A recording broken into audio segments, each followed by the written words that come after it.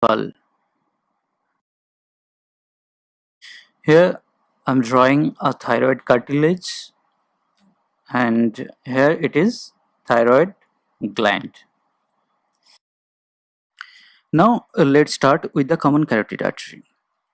Both right and left common carotid arteries ascend through the neck just lateral to the trachea and esophagus within a facial compartment, or you can say carotid sheath. Here two important points you should remember: that they give up no branches as they pass through the neck. And the second point is it bifurcates near the superior edge of thyroid cartilage and divides into its two terminal branches, the external and internal carotid arteries. Here it is common carotid artery, and it is internal carotid artery and external carotid artery. Now enlarge this portion. At the bifurcation of the common carotid artery and the beginning of the internal carotid artery are dilated.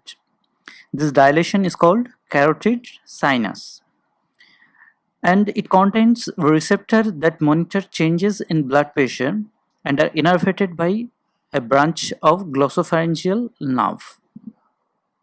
Another accumulation of receptors in the area of the bifurcation is responsible for detecting changes in blood chemistry, primarily oxygen content.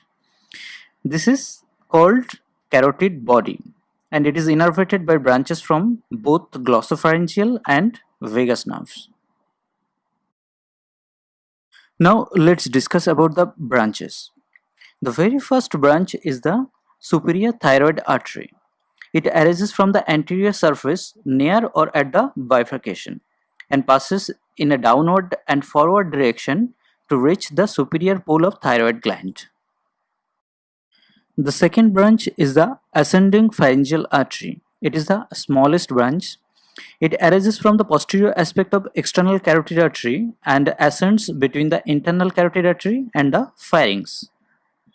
The lingual artery arises from the anterior surface of the external carotid artery just above the superior thyroid artery at the level of hyoid bone. It passes deep to the hypoglossal nerve and passes between the middle constrictor and hyoglossus muscles. The third anterior branch of the external carotid artery is the facial artery. It arises just above the lingual artery and passes deep to the styloid and posterior belly of digastric muscles, continues deep between the submandibular gland and mandible, and emerges over the edge of the mandible just anterior to the masseter muscle to enter the face. The occipital artery arises from the posterior surface of the external carotid artery near the level of the origin of facial artery, passes upward and posteriorly deep to the posterior belly of digastric muscles, and emerges on the posterior aspect of scalp. And the posterior auricular artery is a small branch arising from the posterior surface of external carotid artery and passes upward and posteriorly. Now the next branch is maxillary artery. It arises posterior to the neck of the mandible. It passes through the parotid gland, continues medial to the neck of the mandible and into the infratemporal fossa, and then continues through this area into the pterygopalatine fossa.